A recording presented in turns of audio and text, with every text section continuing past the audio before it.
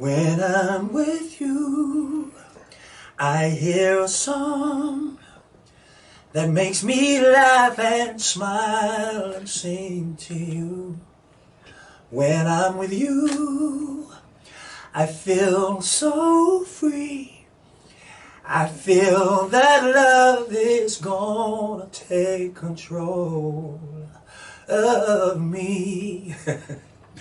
When I'm with you,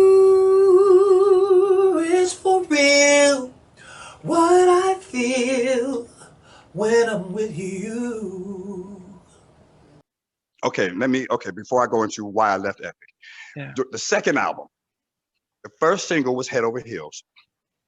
It was time to choose the next single, which I had already decided. I wanted to be with you.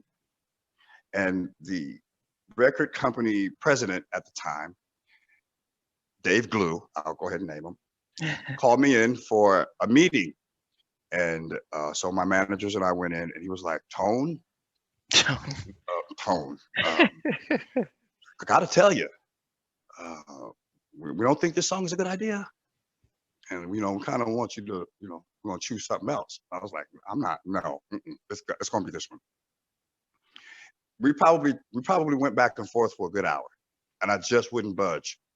It has to be with you. And I guess they thought they would teach me a lesson and show me, because he literally said, oh, this song is so corny that only Stevie Wonder could get away with singing a song like this. But I just wasn't hearing it. So you gotta remember, back in the days, or during that time, there were at least 40 or so major labels. Yeah.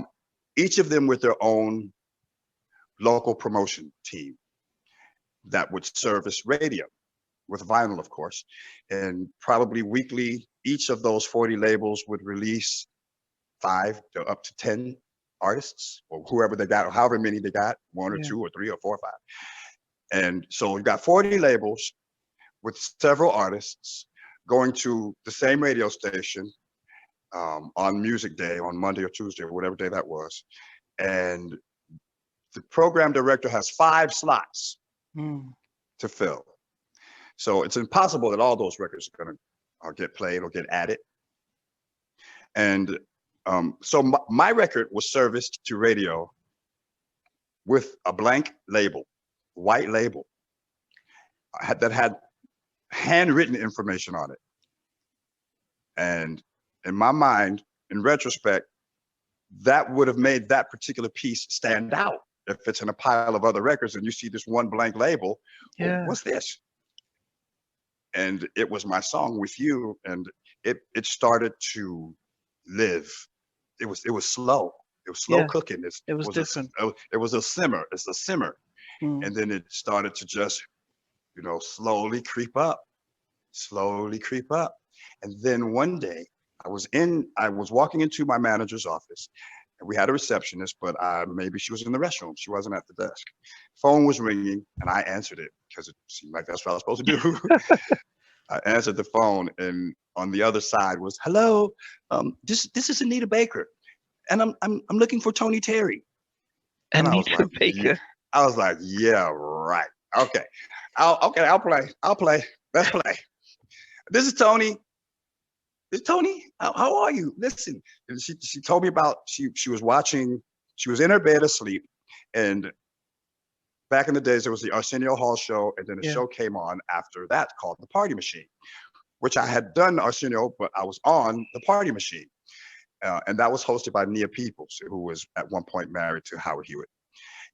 I was on that show. She said that I was asleep in my bed, and I was awakened by one of the most beautiful songs I ever heard in my life. And I had to find you, because I haven't seen a video, and I need to know what's going on. What's going on at your record company, baby? That's her talking to me. and I'm like, oh, I still don't know that I'm talking to her. I'm not sure that I'm talking to Anita Baker, because I don't know her. I know of her. Yeah. I had her album, and it was one of my favorites, but this couldn't be. It couldn't be real. And so she asked me, why was there no video? And I told her, well, Epic doesn't think the record's a hit, and so there's no video on the schedule, and I don't think we're going to do one. She was like, what? Those people wouldn't know a hit if it hit them in the forehead. And she said, I'm going to send you $50,000. And I want you to shoot the video for that song. In fact, I'm going to call my friend Blair Underwood because I want him to direct. And then I'm going to give you my publicist, his services for 6 months, Jay Swartz. I was like, well, why? Why are you going to send me $50,000? Why are you going to call Blair Underwood? Why are you giving me your publicist for 6 months? And then what am I supposed? How do I pay you back? And she said, don't worry about that. Don't worry about that. I just want you to blow up. Wow. And I was like, okay. Well, You believed it was her then? Well, I wasn't sure until the check came.